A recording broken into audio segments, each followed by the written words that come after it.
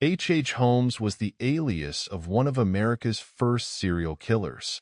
During the 1893 Columbian Exposition in Chicago, he lured victims into his elaborate murder castle.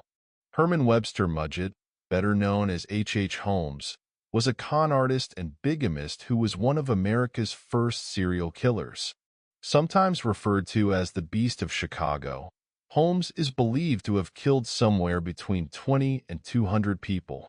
He killed many of his victims in a specially constructed home, which was later nicknamed the Murder Castle. Apprehended in 1894, he was hanged for his crimes 2 years later. His grisly crimes inspired the best-selling book The Devil in the White City. Over time, there has been theories brought up that Holmes could have been Jack the Ripper, the serial killer from London. This is based on a few different reasons, such as some say that handwriting samples from Holmes and Jack the Ripper are similar. Holmes' great-great-grandson, Jeff Mudgett, claims that Holmes' diaries indicate he was in London during the Whitechapel murders. And even some say that Holmes' photo matches descriptions of Jack the Ripper from the time of the murders. However, the killings of the crimes to there being records of Holmes' birth would say they were not one and the same. H. Holmes was born Herman Webster Mudgett circa May 16, 1861, in Gilmanton, New Hampshire. Born into an affluent family, Holmes enjoyed a privileged childhood and was said to be unusually intelligent at an early age. Still, there were haunting signs of what was to come. He expressed an interest in medicine, which reportedly led him to practice surgery on animals. Some accounts indicate that he might have been responsible for the death of a friend.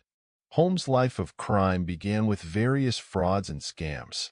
As a medical student at the University of Michigan, he stole corpses and used them to make false insurance claims. Holmes might have used the bodies for experiments as well. In 1885, Holmes moved to Chicago. He soon found work in a pharmacy, using his now infamous alias, Dr. Henry H. Holmes. He eventually took over the business and was later rumored to have killed its original owner.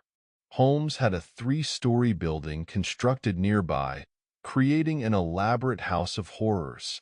The upper floors contained his living quarters and many small rooms where he tortured and killed his victims.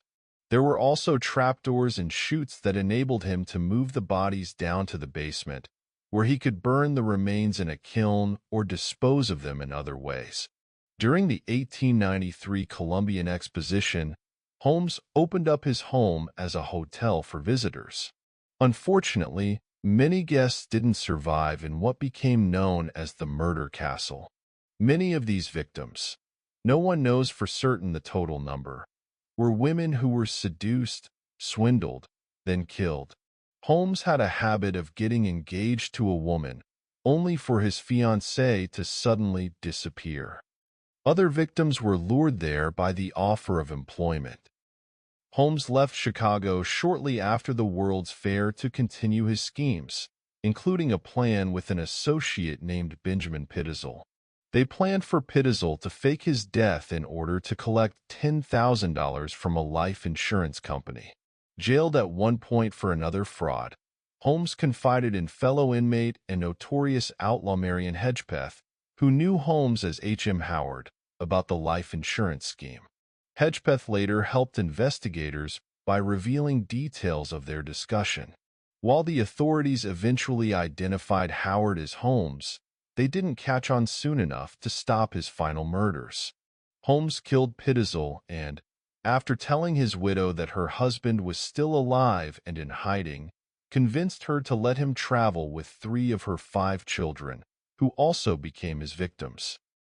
After several weeks of outrunning authorities, Holmes was finally apprehended in November 1894.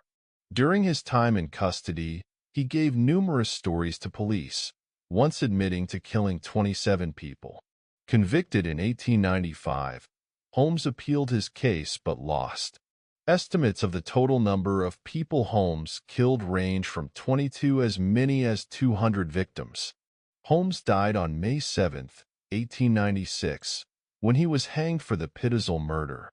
Roughly 34 years old at his death, the Beast of Chicago was buried in Philadelphia.